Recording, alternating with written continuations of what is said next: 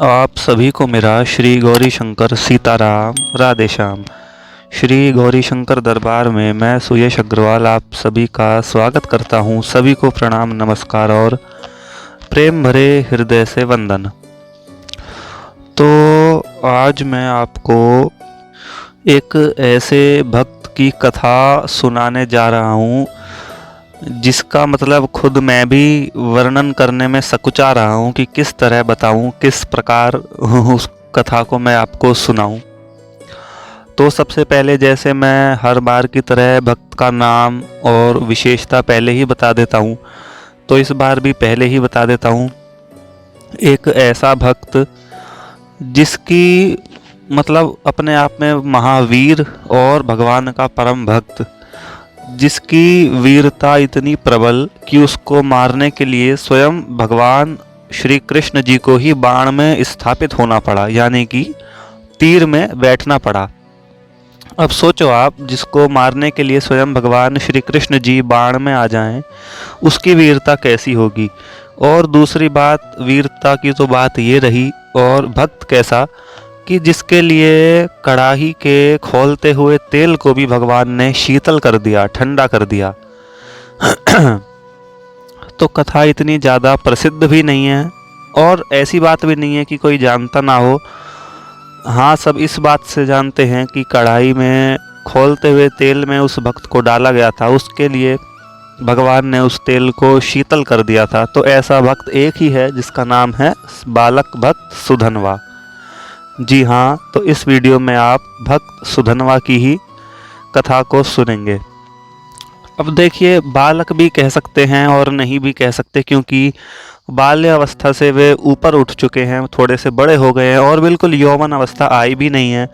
तो इस वजह से मैंने बालक भक्त ही उनको बोल दिया।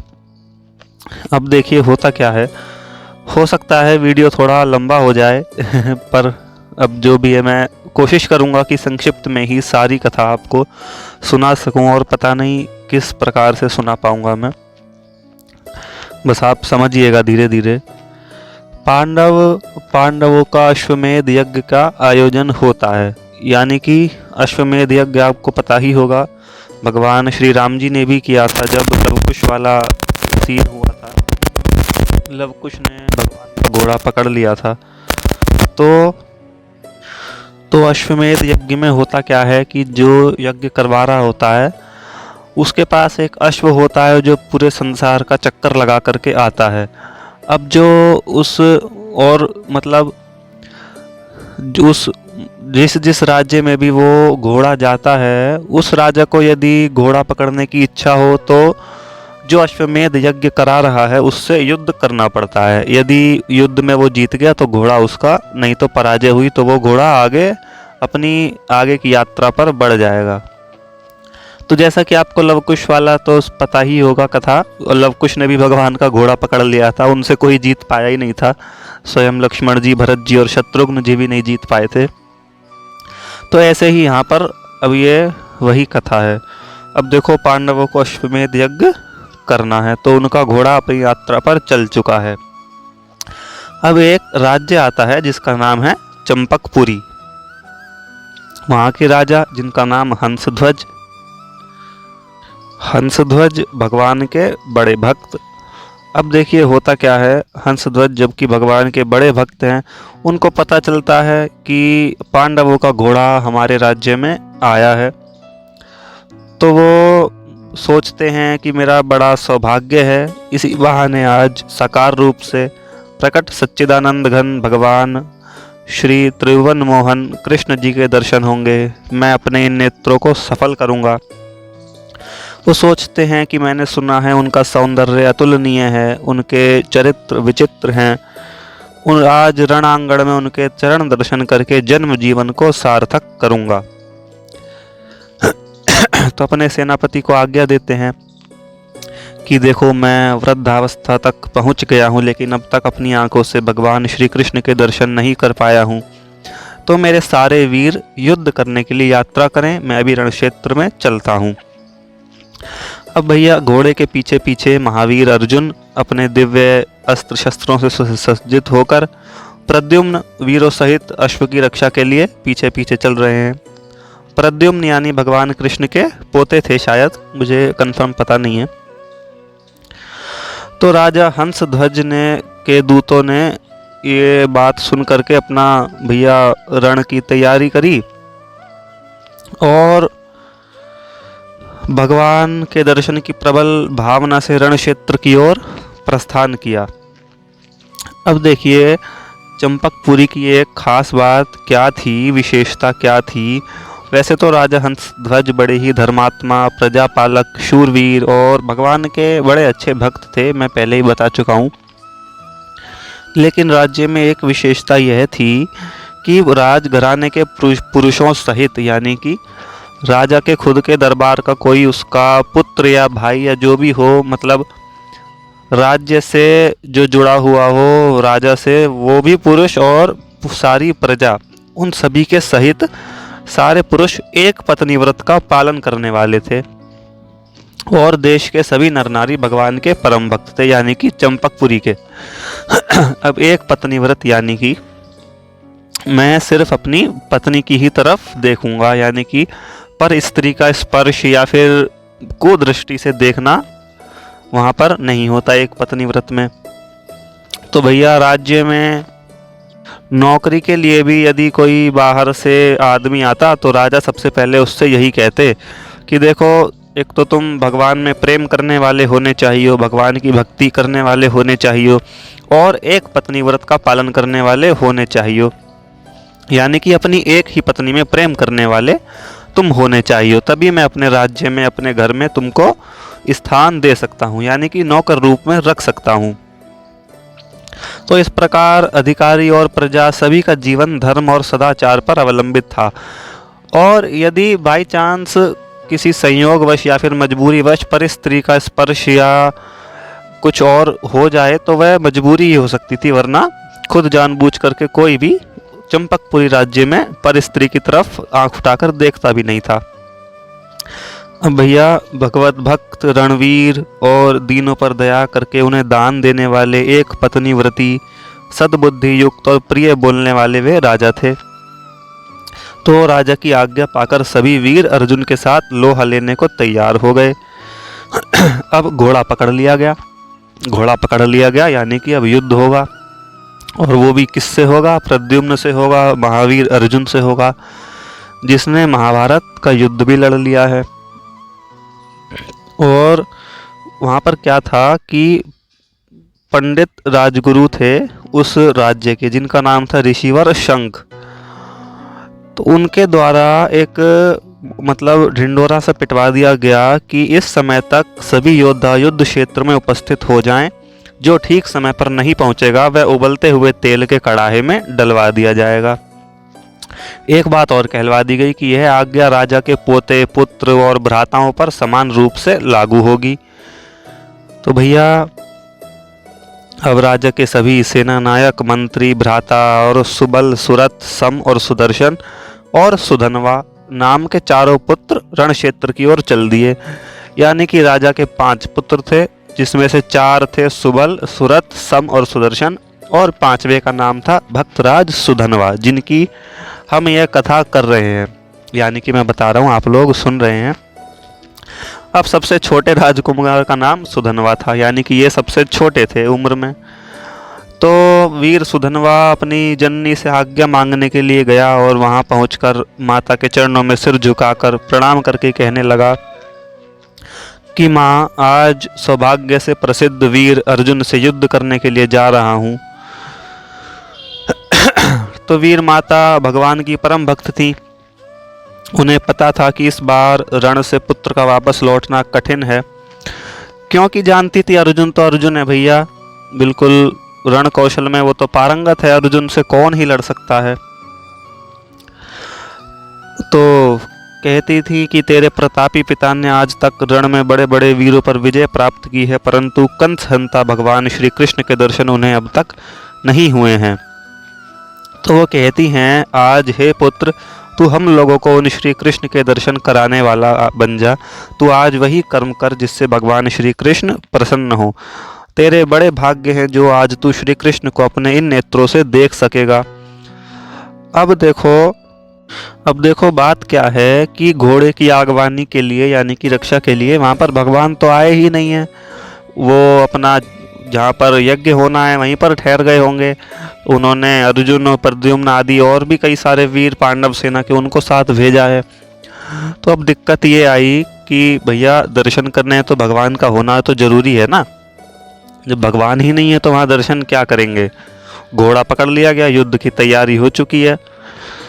अब उनकी माता ने क्या कहा कि देखो, यानी कि सुधनवा की माता ने भक्तराज सुधनवा से क्या कहा कि देखो श्री कृष्ण का मिलना बहुत कठिन है, लेकिन मैं तुझे एक उपाय बतलाती हूँ। भगवान भक्त वत्सल हैं, वो अपनी भक्त वत्सलता के कारण ही कुरुक्षेत्र के भीषण युद्ध में अर्जुन के रथ के घोड़े हाँक रहे थे, यानी कि सारथी बने हुए थे। तो वो किस कारण, अर्जुन उनका भक्त है इसी कारण। तो देखो तुम करना क्या, यदि तुम ये काम कर सकते हो तो तुमको भगवान के दर्शन हो जाएंगे। अब देखो यहाँ पर सुधनवा और उनके पिता यानी कि राजा हंसध्वज का उद्देश्य क्या है युद्ध करने का, कि भगवान के दर्शन हो जाएं।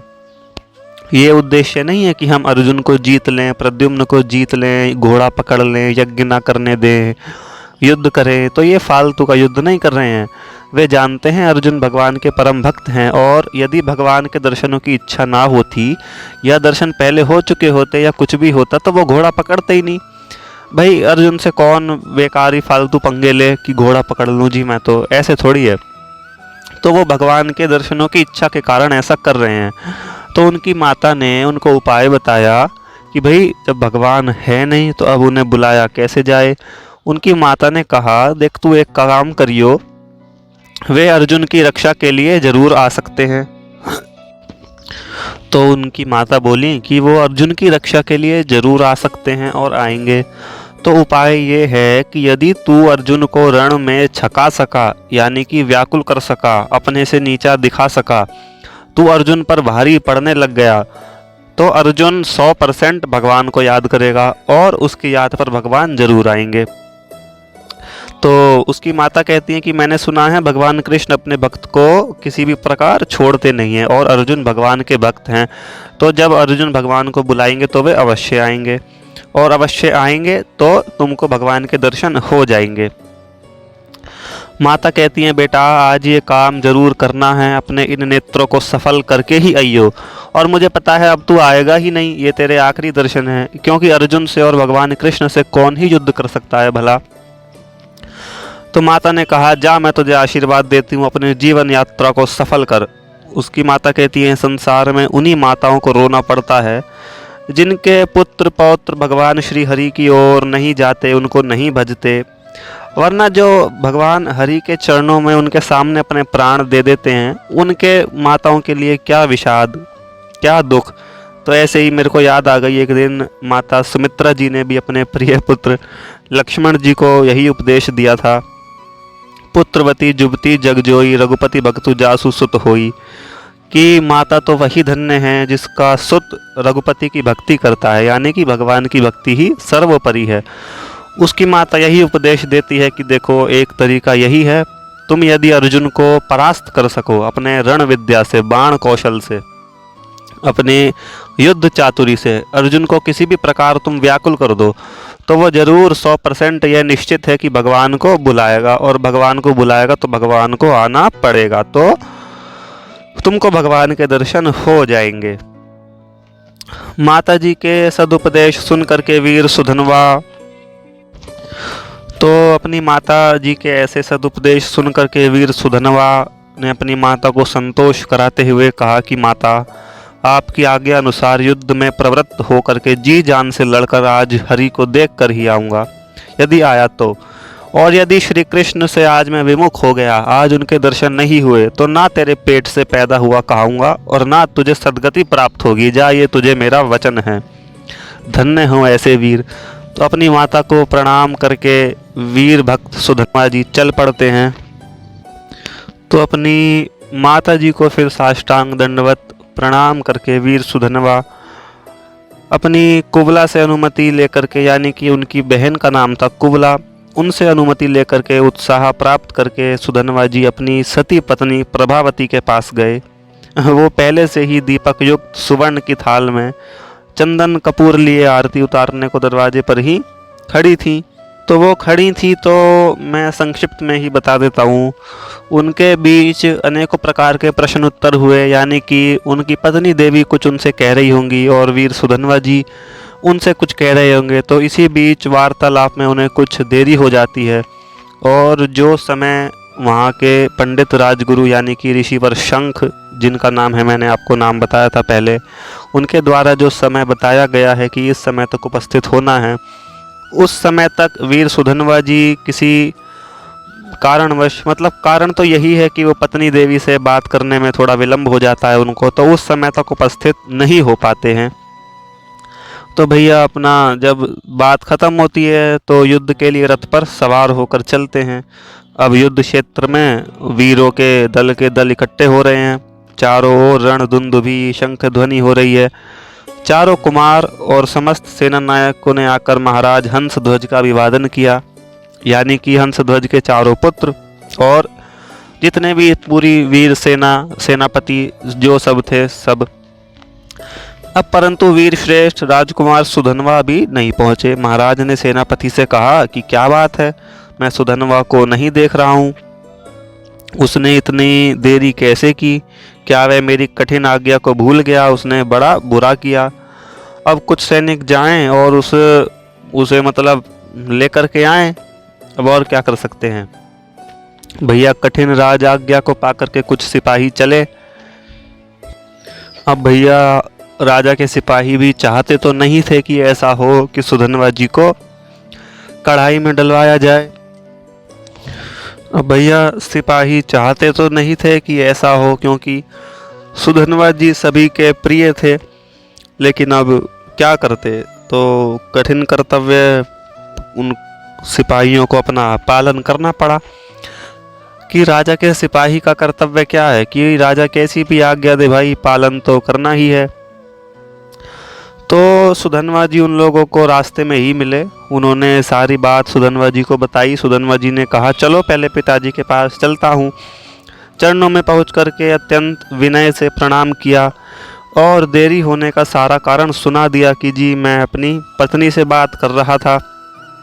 उन्होंने कहा तू बड़ा मूर्ख है, एक तो भगवान श्री हरि के दर्शनों को छोड़ करके तू पता नहीं कहाँ लग गया। तेरा मन भगवान का नाम सुनकर कभी उनकी दर्शनों की ओर नहीं दौड़ा, तू पत्नी से ही बात करने लग गया। इतनी देर तब हो गई, यहाँ युद्ध चालू होने वाला है और तू पता नहीं कहाँ अपनी पत्नी से बात करने में लगा हुआ है। तो ये सब उन्होंने बोला। अब सुधनवा ने मस्तक नीचे किया और भैया सारी धैर्यपूर्वक बातें सुन ली।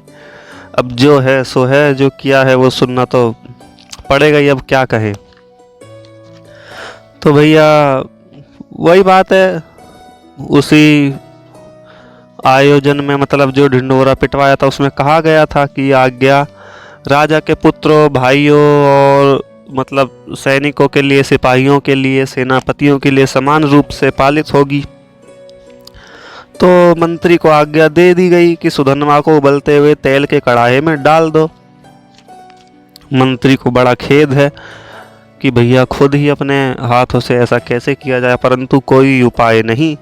मंत्री ने सुधनवा जी से अनेक प्रकार से क्षमा प्रार्थना करी और अपना कर्तव्य निवेदन किया कि महाराज मैं आपके लिए ना कढ़ाई का प्रबंध करना चाहता हूँ, ना उसमें तेल ही डालना चाहता हूँ और ना उसे उबालना चाहता हूँ और फिर ना आपको उसमें डलवाना चाहता हूँ, परंतु क्या करूँ, राज आज्ञा से विवश हूँ। सुधनवा जी ने भी धीरता से कहा मंत्रीवर आपको महाराज की आज्ञा का अवश्य पालन करना चाहिए, आप निसंकोच मुझे तेल में डलवा दीजिए। अब देखिए भक्त की यही पहचान है। कोई यदि साधारण आदमी होता तो मंत्री को ही गाली बकने लगता कि हाँ तू मुझे तेल में डाल रहा है, ये है वो है। लेकिन भक्त क्या होता है, अपने से ज़्यादा दूसरों के बारे में सोचता है। सुधनवा जी की बुद्धि चातुर्यता देखिए, उनको पता है भाई मंत्री है तो राजा की आज्ञा माननी ही पड़ेगी, वो मेरे लिए राज आज्ञा को कैसे छोड़ सकता है। तो सब लोगों ने मंत्रमुग्ध होकर के सुधनवा जी की सारी बातें सुनी। चारों ओर लोगों की आंखों से आंसुओं की धारा बहने लगी, लेकिन सुधनवा जी एकदम प्रसन्न चित्त हैं। उन्होंने दिव्य वस्त्र धारण कर लिए, तुलसी की माला गले में पहन ली और भगवान वासुदेव श्री कृष्ण जी का स्मरण करते हुए भगवान श्री कृष्ण को ये कहते हुए तेल के कढ़ाई में कूद पड़े। बोलिए श्री भक्त वत्सल भगवान की जय। वे कहते हैं, हे गोविंद, हे भक्त भयभंजन, मुझे मरने का तनिक भी भय नहीं है। मैं तो आपके चरणों में प्राण देने को ही आया था। भाई यह तो निश्चित ही था, और उनकी माता को भी पता है, उनकी पत्नी को भी पता है, और खुद सुधनवा जी को भी पता है कि भाई वापसी जाना तो असंभव है, मरने तो आया ही हूँ, क्योंकि अर्जुन और भगवान कृष्ण से युद्ध करना कोई जीवित बचने का काम ही नहीं है। तो अब सुधनवा जी कहते हैं, परंतु प्रभु यह क्या हुआ? अब तो जिस कार्य से मैं आया था वो कार्य ही नहीं हो पाया, ये तो कुछ और ही पता नहीं क्या हो गया। सुधनवा जी कहते हैं, देखो, जो लोग केवल भय से व्याकुल होकर के कष्ट में पड़कर ही आपका स्मरण करते हैं, मालूम होता है उन्हें सुख की प्राप्ति नहीं होती, क्योंकि भक्त प्रहलाद, ध्रुव, द्रौपदी सभी ने आपका स्मरण किया था। इसी से विपत्ति के समय आपने उनकी रक्षा की थी। अंत काल में आपका ध्यान करने से मनुष्य आपको प्राप्त होता है। इससे हे जनार्दन, मैं आपको प्राप्त तो अवश्य करूंगा ही, लेकिन लोग अवश्य यह कहेंगे कि सुधनवा वीर होकर भी युद्ध से विमुख होकर कड़ाहे में जलकर मर गया। कि प्रभु जो बात थी, यानी कि आपसे युद्ध करना है, आपको देखना है, वह तो पूरी हो ही नहीं पाई। अब बताओ ये क्या हो गया? युद्ध से पहले ही काम तमाम हो गया। मैं यहाँ पर तेल में मर रहा हूँ, जल जल के मर रहा हूँ। अब सुधनवा जी कहते हैं कि आपके भक्त वीर अर्जुन को और आपके युद्ध क्षेत्र में बाण वर्षा से प्रसन्न करके अर्जुन के नुकीले बाणों से खंड खंड होकर के मरता तो कोई चिंता नहीं थी, परंतु अब आज अपराधी की तरह चोर की भांति मर रहा हूँ। अब देखो, प्रभु की लीला विचित्र है। तो वीर सुधनवा जी कुछ इस प्रकार की ही भगवान की स्तुति करते हैं और अपनी विवशता भगवान के सामने प्रकट करते हैं, और एकदम प्रसन्न चित्त से कड़ाहे में बैठे हैं। अपनी उनकी खुद की विवशता यही है कि प्रभु, गलती से मात्र कुछ देरी मेरे को पत्नी से बात करने में हो गई, इस वजह से मैं उचित समय पर नहीं आ पाया, जो समय मुझे दिया गया था। लेकिन मेरी ऐसी इच्छा नहीं है कि मैं तेल के मतलब कढ़ाई में उबलते हुए तेल में जल करके मरूं। आया तो मरने ही था, मर रहा हूं, इसमें कोई चिंता नहीं, लेकिन आपके दर्शन करने की इच्छा थी। आप भाव समझिएगा, बड़ी गहरी बात है। मैं पता नहीं बता पा रहा हूं कि नहीं सही ढंग से। अब सुधनवा जी आए तो मरने ही हैं। उनको पता है कि अब जीवित यहाँ से बचना मुश्किल है। मुश्किल क्या, संभव ही है, बचना तो है ही नहीं। आया मरने ही हूँ, लेकिन ये मर किस प्रकार रहा हूँ? मैं जल कर मरने तो नहीं आया था, आपके द्वारा मरने के लिए आया था। तो सुधनवा जी कहते हैं, मैं तो आपका ही हूँ, जैसा हूँ आपका ही रहूँगा। अब आप सब प्रकार के सामर्थ हैं, आप सर्वसमर्थ हैं, जैसी आपकी इच्छा हो वैसा कीजिए। तो भैया, आज भक्त सुधनवा को बचाने के लिए तेल भी बिल्कुल शीतल हो जाता है, ठंडा हो जाता है। सुधनवा प्रेम से गोविंद, दामोदर, माधव इस प्रकार भगवान के पवित्र नामों को कीर्तन करते हुए तन की सुधि भूल जाते हैं। उस कढ़ाई में ही उनकी प्रेम समाधि हो जाती है, यानी कि भगवान में तल्लीन हो जाते हैं। अब उबलते हुए तेल में पड़कर भी सुधनवा जल नहीं रहे और तेल के ऊपर तैर रहे हैं। अब यह देखकर लोगों के आश्चर्य का पार नहीं रहा। अब राजा हंसध्वज भी दोनों पुरोहितों के साथ यह देख रहे हैं। राजा को बड़ा विस्मय हुआ। अब भैया, भगवान की भक्ति और श्रद्धा से जो रहित हैं, केवल तर्क और बुद्धि और संदेह और शंका सिर्फ इन्हीं पर निर्भर रहते हैं, ऐसे थे वहाँ के पुरोहित ऋषिवर शंख, जिन्होंने यह आयोजन करवाया था। मतलब यह आज्ञा दी थी कि तेल में जलाकर मार दिया जाएगा। अब उन्होंने अपना संदेह प्रकट करते हुए राजा से कहा कि राजन, ये क्या बात है? तेल गर्म नहीं हुआ, या आपका पुत्र कोई मंत्र वंत्र जानता है, या इसने कोई कवच पहना है, या क्या करा है? इसका मुख तो बिल्कुल प्रफुल्लित कमल की तरह कांति युक्त होकर तेज से झलमला रहा है। इसके अंगों पर कहीं एक भी फफोला नहीं पड़ा, कोई कुछ भी गर्माहट इसे महसूस ही नहीं हो रही। हो ना हो इसमें कुछ ना कुछ चालाकी है। अब देखो, मैंने एक पिछली वीडियो में भी बताया था भक्त चरित में, वो भी किसी भक्त की ही कथा थी, मेरे को याद नहीं है, कि यदि आप किसी अश्रद्धावान को उड़कर भी दिखा दो तो वो कहेगा इसके पैर में रॉकेट है। और यदि श्रद्धावान पेड़ का पत्ता हिलता भी देखे तो वो कहेगा ये तो मेरे भगवान की लीला है। तो वही बात है, यहाँ पर बात कुछ और है और संदेहधारी जो है वो देखो क्या क्या सोच रहे हैं।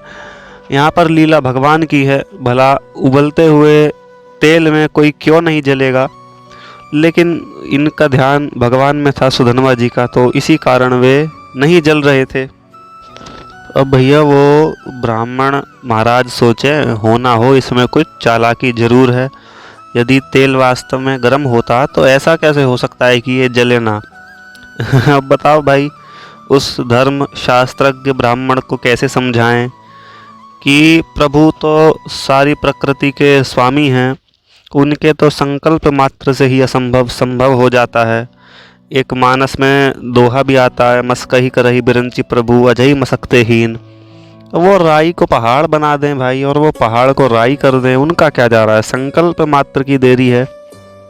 अब उन्होंने नौकरों से पूछा कि भाई ये उबलते हुए तेल में सुधनवा के ना जलने का कोई क्या कारण है, क्या इसने कोई मंत्र जप किया था या शरीर में कुछ ऐसी जड़ी वड़ी बांध ली या कवच पहन लिया या क्या करा जिससे इसको तेल की ज्वाला नहीं लग रही।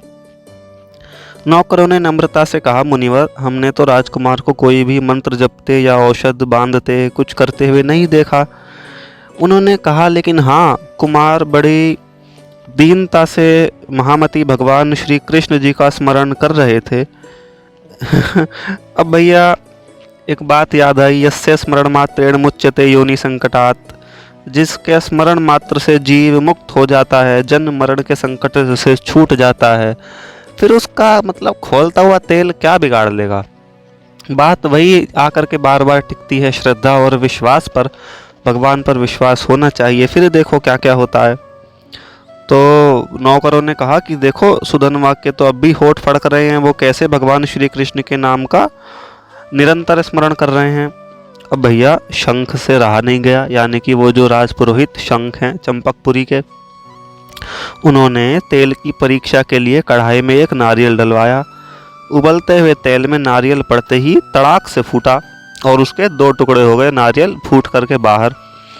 अब भैया मुनि घबरा गए, उनकी आंखें खुली। अब भगवान और उनके भक्तों का महात्म्य उनको समझ में आया।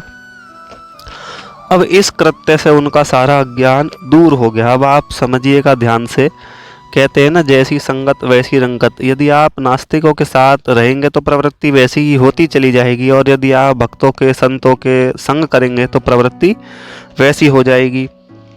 अब उन्होंने अपने आप को धिक्कारते हुए कहा कि इसको, यह तो धन्य है, यही महान साधु है जो इसने अपना मन इतनी तल्लीनता से भगवान विष्णु के स्मरण में लगा दिया। वो कहते हैं ना, धिक जन्म स्त्री वृद्धिद्याम धिगम व्रतम धिक बहुज्ञताम धिक कुलम धिक क्रियादाक्षे विमुखा ये त्वधोक्षजे। ऐसा जन्म, ऐसी विद्या, ऐसा व्रत तप ज्ञान दान, ऐसा कुल, धिक क्रियादाक्षम, ऐसे कर्म धिक्कार है उनको, वो किसी काम के नहीं है। जो भगवान श्री हरि से विमुख करते रहें या कर दें, या फिर भगवान के सम्मुख ना होने पावें, या फिर हमारा भगवान से प्रेम ना हो जाए, भक्ति ना बढ़े, तो ऐसे कर्मों का क्या करोगे। ऐसी विद्या ग्रहण करके, ऐसा ज्ञान प्राप्त करके, ऐसे कुल में उत्पन्न हो करके, ऐसा जन्म पा करके क्या करोगे।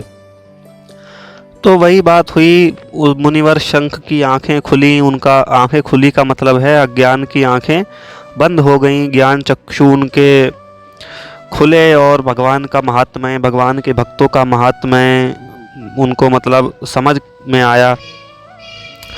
तब वे अपनी आंखों से, उनकी आंखों से मतलब आंसुओं की धार बह निकली। वो कहते हैं कि देखो मुझे अपने किए पर बड़ा पश्चाताप है। और वे फिर कहते हैं, और उनकी इतनी मतलब ज़बरदस्त ज्ञान उनको हुआ, ज़बरदस्त भगवान से प्रेम हुआ कि मतलब उन्होंने कहा कि मैं इस जलते हुए तेल के कढ़ाई में कूद करके अपना प्रायश्चित करूँगा।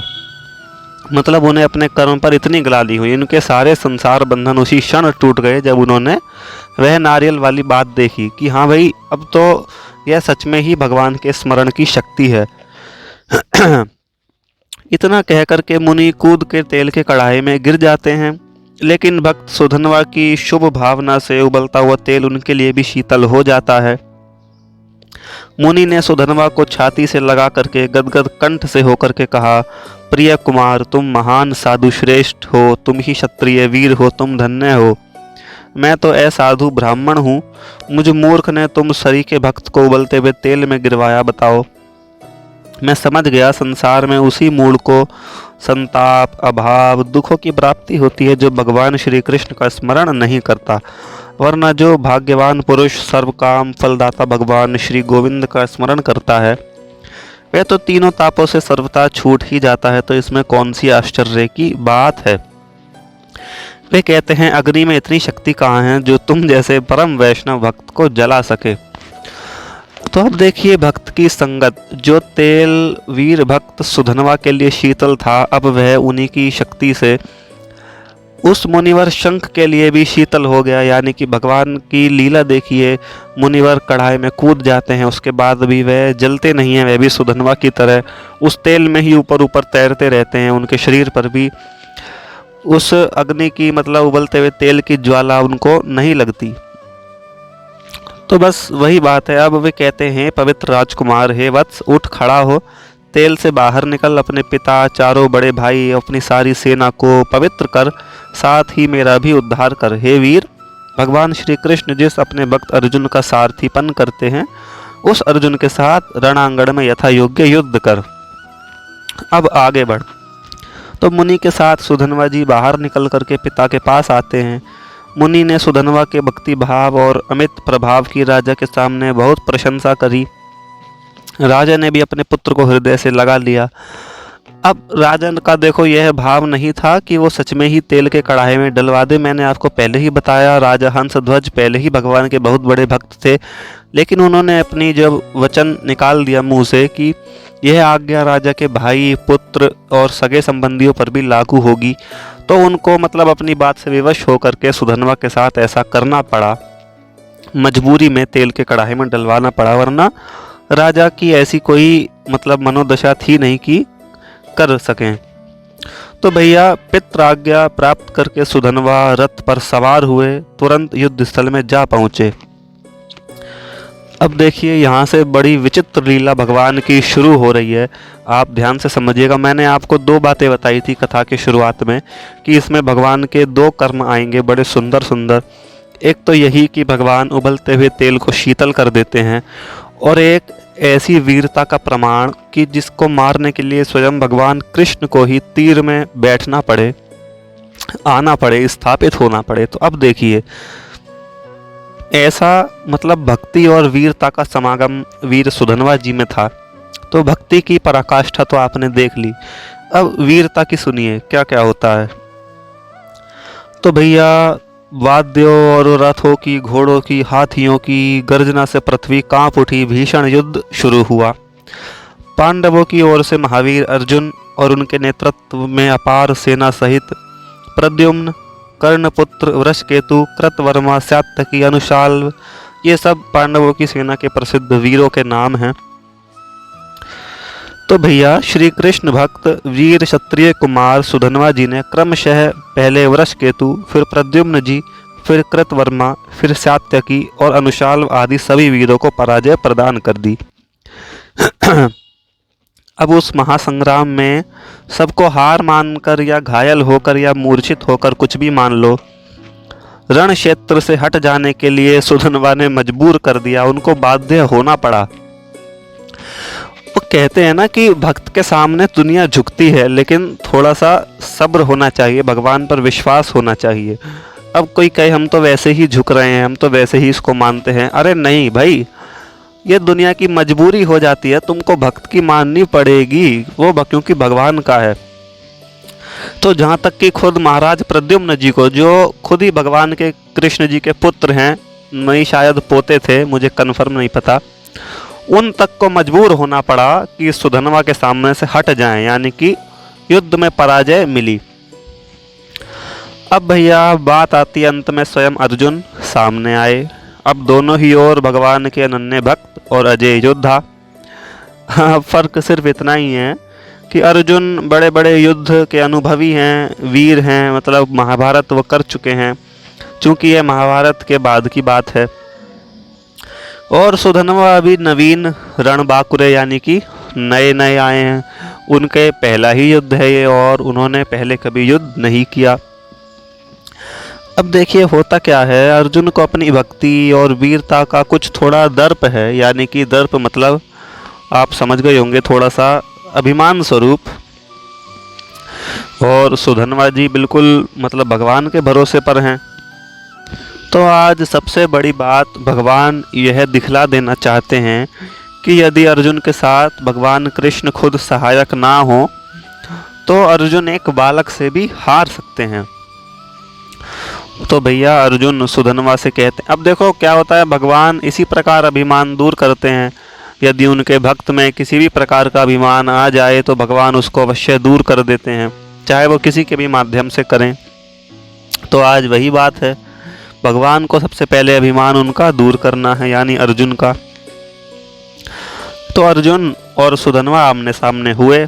अब अर्जुन ने सुधनवा के सामने ही आते उनसे कहा, वीर युवक, मैंने बड़े बड़े युद्धों में विजय प्राप्त की है। महावीर गुरु द्रोण, पितामह भीष्म, कुलगुरु कृपाचार्य, महात्मा कर्ण, इनके साथ भी मैंने युद्ध किया है, लेकिन तेरे समान रणशूर मुझे कहीं नहीं मिला।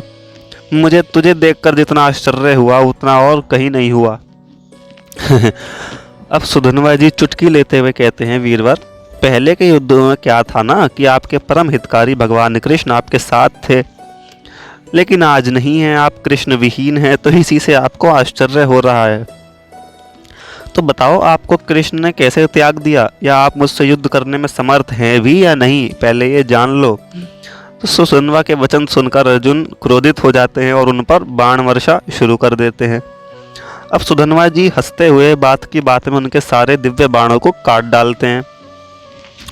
अब भैया बड़ा भयानक युद्ध शुरू हुआ।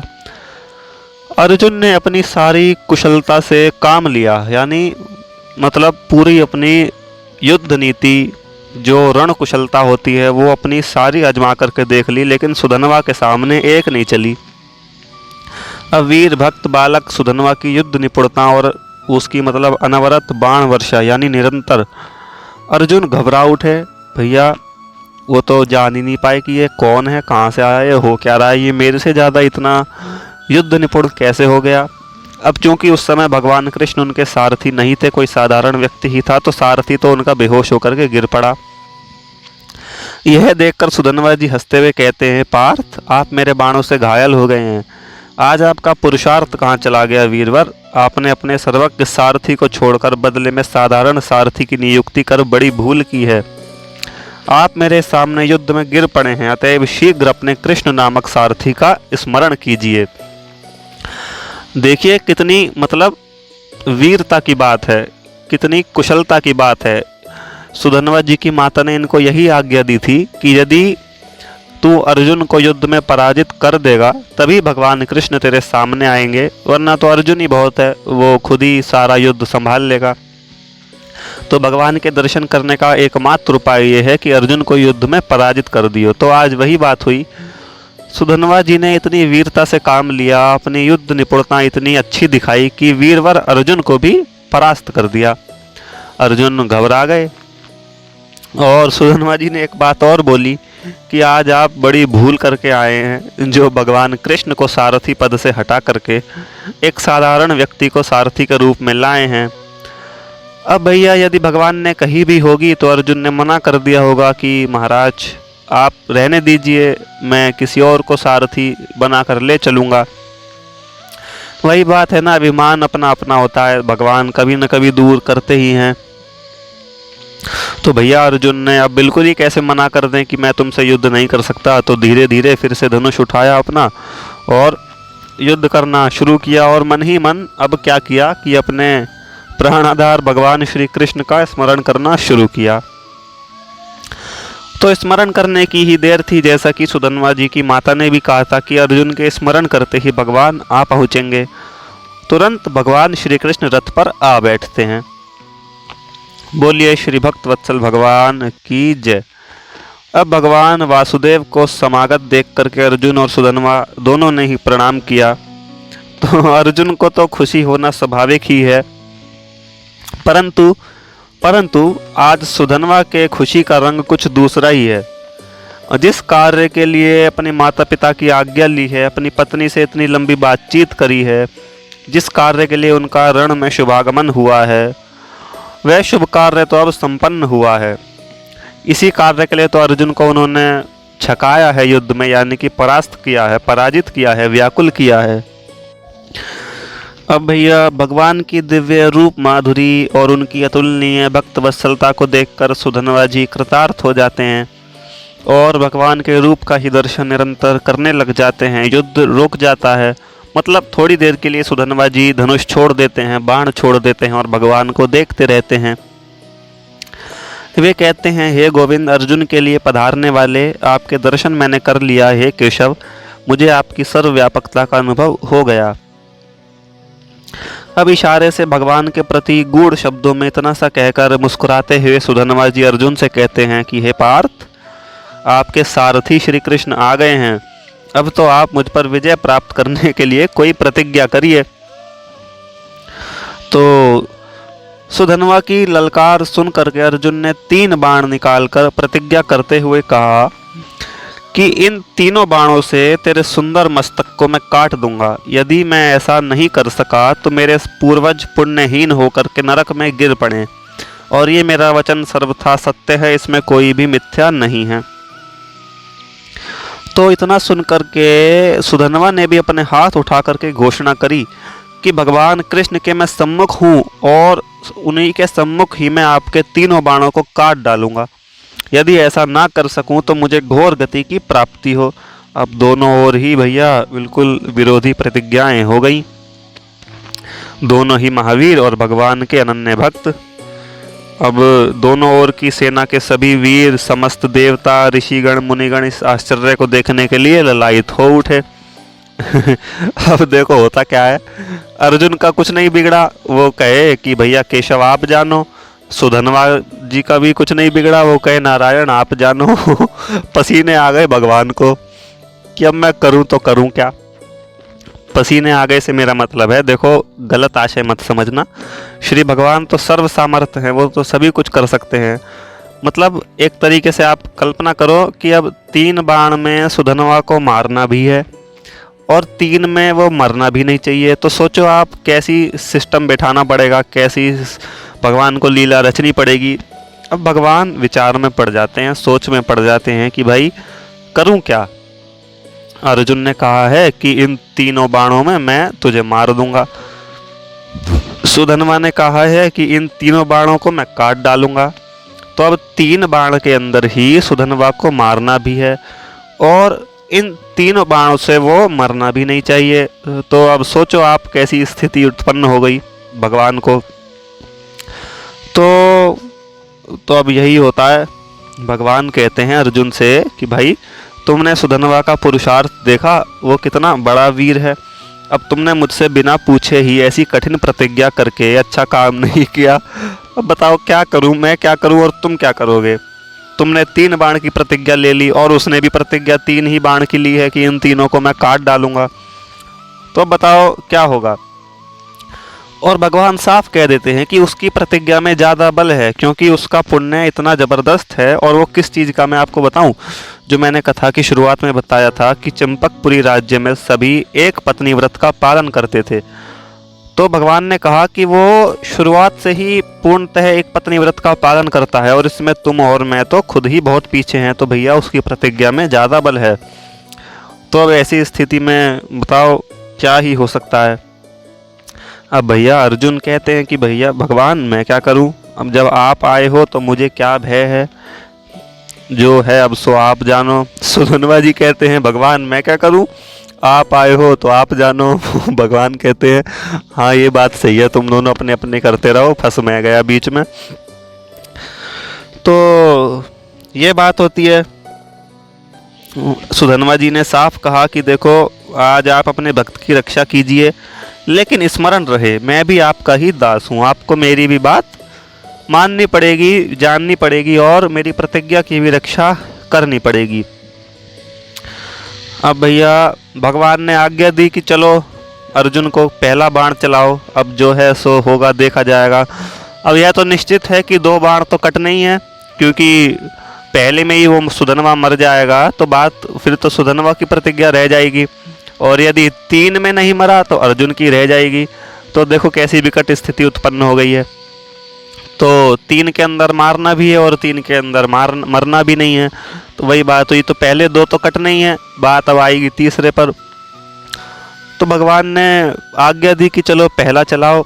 अब अर्जुन ने बड़े ही मंत्र वंत्र कर कर आके उसको पूरा संधान करके पहला बाण चलाया, परंतु पुण्यात्मा भक्तवर सुधनवा ने क्षण भर में ही उसे बीच में ही काट डाला।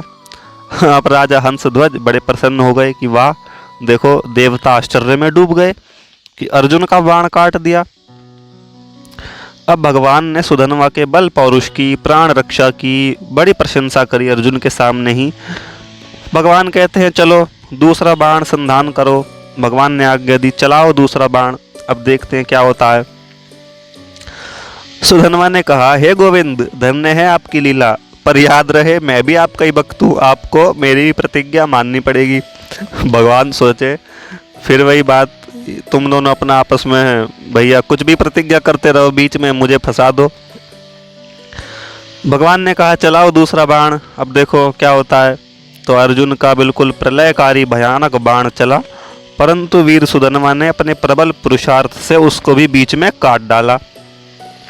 अब ये तो निश्चित ही था कि 2 तो कटना ही है, मतलब निश्चित तो ये भी है कि तीसरा भी कटना ही है, क्योंकि फिर सुधनवा की प्रतिज्ञा रह जाएगी। और अब ये भी निश्चित है कि तीसरे में मरना भी है, फिर अर्जुन की रह जाएगी। तो अब देखिए, चूंकि यह सिर्फ भगवान की लीला मात्र है, वैसे तो भगवान सर्वसमर्थ हैं, सभी कुछ कर सकते हैं। अब भैया दूसरा बाण कटते ही अर्जुन कुछ उदास हो गए और रणभूमि में हाहाकार मच गया। मतलब पांडव सेना की तरफ से चारों ओर वीर सुधनवा के वीरत्व की प्रशंसा होने लगी कि वाह कितना बढ़िया वीर है। तो भगवान ने अब क्या करा, एक उपाय सोचा। अब देखो भगवान की लीला। भगवान ने कहा भाई ये सारा सिस्टम अब आकर के अटक गया तीसरे बाण पर, अब यदि इसमें कुछ हो सकता है तो होगा, वरना एक की तो प्रतिज्ञा रह ही जाएगी, कैसे काम करें। तो भगवान ने एक उपाय सोचा। भगवान ने आज्ञा दी कि चलाओ तीसरा बाण। अब भगवान ने क्या करा, अब देखो भगवान अपने भक्त के लिए खुद कितना कष्ट सहते हैं। भगवान ने उस बाण के पीछे बैठा दिया ब्रह्मा जी को। आओ ब्रह्मा जी, ब्रह्मदेव का स्मरण किया, ब्रह्मा जी तुरंत हाजिर हुए भगवान की आज्ञा में। तो बाण के पिछले भाग में ब्रह्मा जी को बैठा दिया। अब बीच में भगवान ने कहा यहाँ पर भी कुछ होना चाहिए, तो भगवान ने आज्ञा करी यमराज जी को, यानी कि मृत्यु के देवता को, काल को। तो भगवान के संकल्प मात्र से ही यमराज जी भी भगवान की आज्ञा में हाजिर हुए और भगवान ने उनको बैठा दिया बीच में और बाण की नोक में खुद स्थित हो गए। अब देखो इससे होगा क्या, ये बाण कटेगा ही, जरूर कटेगा, क्योंकि सुधनवा की प्रतिज्ञा है कि 3 में नहीं मरूंगा, और कटना भी नहीं है क्योंकि अर्जुन की प्रतिज्ञा है कि 3 में ही मरूंगा। तो भगवान उस बाण कटने की पीड़ा को खुद सहन करेंगे। यानी कि अब सुधनवा जी क्या करते हैं, अब आप सुनो। तो भगवान आज्ञा देते हैं अर्जुन को कि जाओ तीसरा बाण अब चलाओ। तो बाण के पिछले हिस्से में ब्रह्मा जी और बीच में यमराज जी और बाण की नोक में स्वयं स्थित हो गए। सुधनवा जी को यह लीला समझ में आ गई। उसने कहा भगवान आप मेरा वध करने के लिए बाण में स्वयं स्थित हो रहे हैं, ये मैं जान गया हूँ।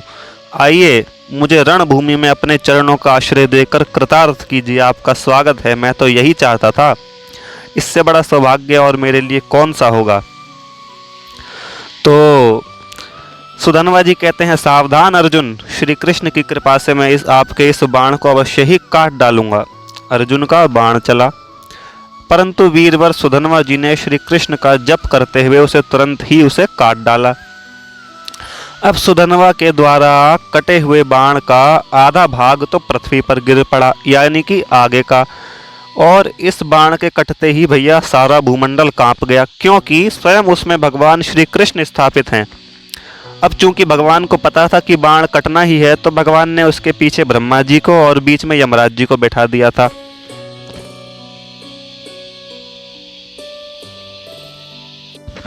तो अब देखना आप भगवान की लीला किस प्रकार काम करती है। अब सुधनवा की प्रतिज्ञा की भगवान ने लाज रखी। उसने कहा था मैं 3 में नहीं मरूंगा, तीनों काट डालूंगा। तो देखो तीनों काट दिए भगवान ने, तीनों कटवा दिए उससे। पहला बाण सुधनवा ने विफल कर दिया, दूसरा कर दिया और तीसरा भी कर दिया। उसने कहा था मैं तीनों काट दूंगा, तो तीसरा कट तो गया। अब सुधनवा के प्रण की रक्षा हुई है। अब भगवान को अर्जुन के प्रण की रक्षा करनी है। तो चूंकि उस बाण में ब्रह्मा जी थे और यमराज जी थे, तो उस बाण का आधा भाग ऊपर को उठा और उसने सुधनवा के प्रकाश युक्त कुंडल वाले पुरुषार्थ के भंडार सुंदर मस्तक को तुरंत धड़ से अलग कर दिया और उनका भाग्यवान सिर आनंद के साथ केशव, नाम, नरसिंह यानी कि भगवान के नामों का उच्चारण करता हुआ भगवान के जगत पावन चरण कमलों में गिर पड़ा। भगवान ने चरणों में पड़े हुए सुंदर सिर को प्रेम से अपने दोनों हाथों से उठा लिया। इतने में ही वीर बालक सुधनवा के मुख से एक तेज ज्योति निकली और सबके देखते ही देखते तुरंत भगवान श्री कृष्ण में प्रवेश कर गई। इस घटना को किसी ने नहीं देखा, स्वयं भगवान श्री कृष्ण जानते थे। बोलिए भक्त और भगवान की जय। तो यही था भक्तवर, वीरवर सुधनवा का चरित्र। हम इन्हें भक्त भी कह सकते हैं, वीर भी कह सकते हैं, अथवा दोनों ही कह सकते हैं। और दोनों ही कहना उचित होगा क्योंकि ये दोनों ही थे, भक्त भी थे भगवान के, वीर भी थे। आपने इनकी भक्ति की पराकाष्ठा भी सुनी कि किस प्रकार भक्ति की बल से इन्होंने उबलते हुए तेल को भी ठंडा कर लिया। और वीरता की पराकाष्ठा भी सुनी कि किस प्रकार इनकी प्रतिज्ञा की रक्षा करने के लिए, इनकी वीरता को सम्मानित करने के लिए भगवान खुद बाण में स्थित हो गए। अब सोचो आप, भगवान के ऊपर कैसी कैसी स्थिति आ जाती है कभी कभी। अब देखो हुआ क्या, आप समझ ही गए होंगे। वो 2.5 बाण में मरा, यानी कि 2 तो उसने काट दिए और तीसरे का आधा भाग भी काट दिया। तो दोनों की ही प्रतिज्ञा की रक्षा हो गई क्योंकि अर्जुन ने कहा था 3 के अंदर मार दूंगा, चौथा का इस्तेमाल नहीं करूंगा। तो देखो 3 के अंदर ही मर गया। और सुधनवा ने कहा था कि तीनों काट डालूंगा और तीनों कट भी गए। तो पहला भी कट गया, दूसरा भी कट गया और तीसरे में भगवान ने स्वयं सुधनवा के बाण की पीड़ा को सहन करा, यानी कि स्वयं भगवान बाण स्वरूप में कटे हैं वहाँ पर। क्योंकि मैंने आपको बताया था बाण में 3 जने थे, पिछले भाग में ब्रह्मा जी, बीच में यमराज जी और आगे स्वयं भगवान कृष्ण स्थापित हो गए थे। तो सुधनवा इसी बल से भगवान कृष्ण को ही उसने काट दिया, यानी कि बाण की नोक को उसने काट दिया था। तो भगवान चाहते ही यही थे, उन्होंने खुद ही स्वीकार किया था।